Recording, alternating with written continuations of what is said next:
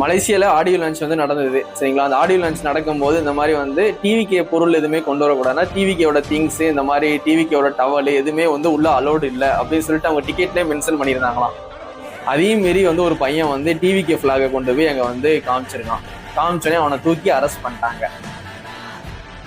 இப்போ வந்து அவனை தூக்கி அரெஸ்ட் பண்ணி உள்ள வச்சுட்டாங்க. எப்படியும் வந்து ஒரு வாரம் 10 நாளாவது பனிஷ்மெண்ட் கொடுத்தா, பனிஷ்மெண்ட்னா 10 நாள் உள்ள வச்சுட்டு அனுப்புவாங்க. ஏன்னா வந்து அவங்க ஸ்ட்ரிக்டா சொல்லியிருக்காங்க. அவங்க சொல்லியும் வேணுக்குன்னு பண்ணா கண்டிப்பா அவங்களுக்கு கோவம் வரதான் செய்யும். இப்போ நம்ம கவர்மெண்ட்டே இருந்தாலும் ஒரு தூக்கி உள்ளதான் வைப்பாங்க. ஏன்னா அவங்க சொல்லி நம்ம கவர்மெண்ட் ஒன்று சொல்றாங்க, இதெல்லாம் பண்ணீங்கன்னா தூக்கி உள்ள வச்சிருவோம் அப்படின்னு சொல்லி நம்ம அதை பண்ணோம்னா கண்டிப்பா உள்ள தூக்கி தான் வைப்பாங்க. மலேசியா போலீஸ் வந்து ரொம்ப ஸ்ட்ரிக்ட்னு எல்லாருமே சொல்லுவாங்க. அதனால வந்து அந்த பையனை தூக்கி உள்ள வச்சுட்டாங்க.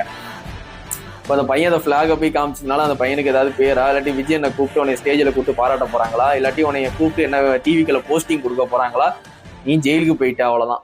அங்கே கொண்டு வரக்கூடாதுன்னு சொல்லியிருக்காங்க. எதுக்கு கொண்டு போனேன்? டிவிக்கேன்னு எல்லாருமே கத்துனாங்க, அதை வந்து கண்டுக்கல சரிங்களா. அங்கே இருக்க 70,000 பேர் டிவிக்கேன்னு கத்துனாங்க. அதனால 70,000 பேரையும் அரெஸ்ட் பண்ண முடியாது. அந்த மாதிரி அந்த பையன் வந்து கூட்டமாக போய் டிவிக்கேன்னு கத்தினா கூட அந்த பையனை அரெஸ்ட் பண்ணியிருக்க மாட்டாங்க. டிவிக்கே ஃபிளாகை வந்து காட்டினதுனால வந்து அரெஸ்ட் பண்ணிட்டாங்க. அந்த ஒரு பையனை மட்டும் தான் சொல்றாங்க. அவ்வளோ பெரிய க்ரௌட்ல 70,000 க்ரௌட்ல ஒருத்தன் தான் வந்து இந்த ஃபிளாகை காமிச்சான். அந்த ஒரு பையன் வந்து மாட்டிக்கிட்டான்.